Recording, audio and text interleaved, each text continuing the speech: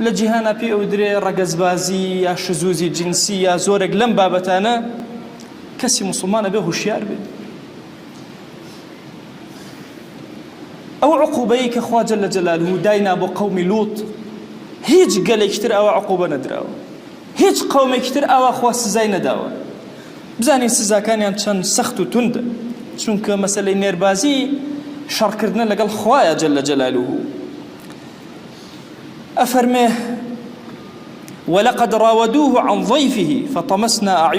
أعينهم فذوقوا عذابي ونذور ويسيان ميوانا كان كملائكة بن ميواني لوط عليه السلام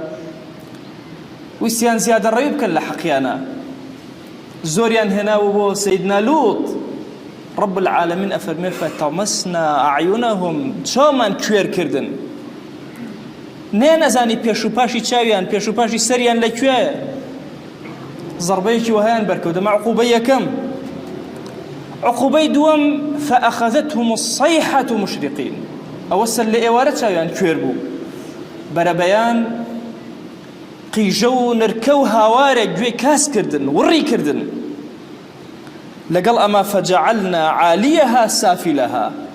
أم لديك أم بيسي وخباثتين أكردو نيربازيان أكر برزمان كردنوا بعكس ودامان بزوية جبرائيل عليه السلام وكل الروايات كهاتوا دسي كرده بني أم لديه برزي كردوا هل جرايا وكتايا وبعرزا إن جل لدواي أمشوا رب العالمين احتمال يشق لما نلجر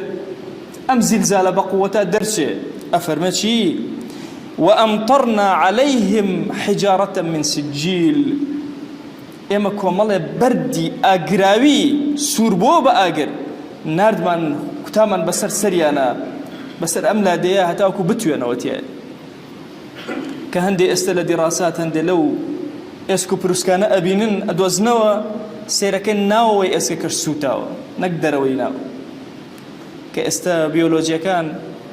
جيولوجيا كان كاتك أجرين بوردي دراسة أكن هندي لو اسكو بروسكانا لكناري درياي مردنا أتوان ليوتيوب خوتان سيركن كأدوزنوا السري آجري كي زور بشدة بسري ويتي قرسترين شوينك بو جوجرت كي زور جواز لهمو جهان بريتي لكناري بحري ميت درياي مردن بيركلو أمهم عقوبة أخوة جل جلاله لسر أم فعل بيسا بسر أم قلادة أبارينه